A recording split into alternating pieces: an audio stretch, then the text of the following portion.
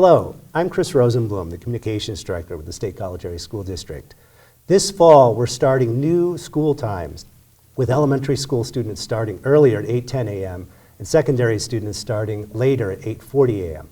To help you prepare your child for this transition, we have two SCASD parents and sleep research from Penn State's Biobehavioral Health Department, Dr. Anne-Marie Chang and Dr. Orfeu Buxton.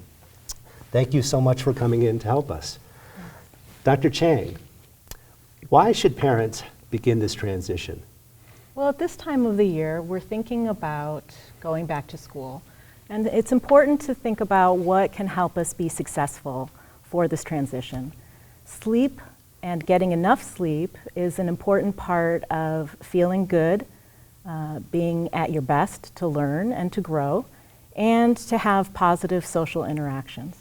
So the best general advice we can give is for getting enough sleep and helping children prepare for this transition.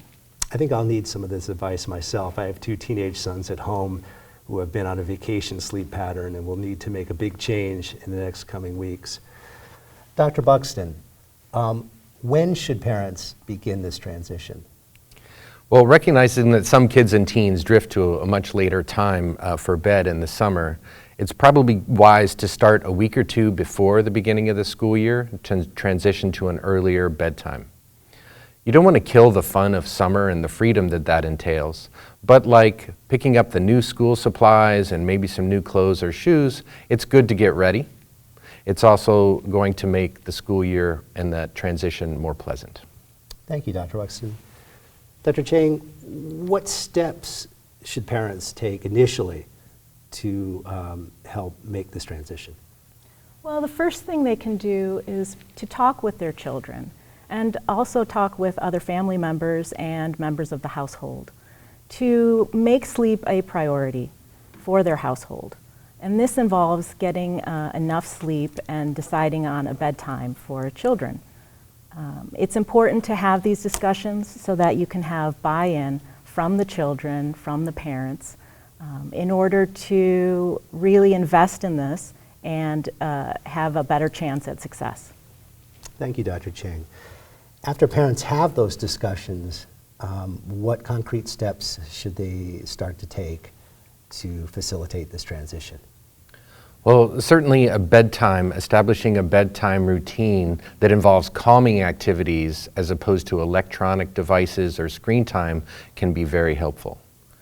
We know that use of electronics in the hour before bed can be detrimental to being able to get to sleep.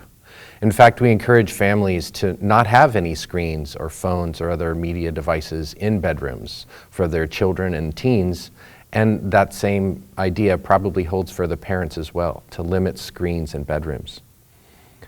Family members may also want to talk about the negative consequences of bright light in the hour before bed. It's very hard, especially using screens or being in a bright room, to then get to sleep for another hour or so.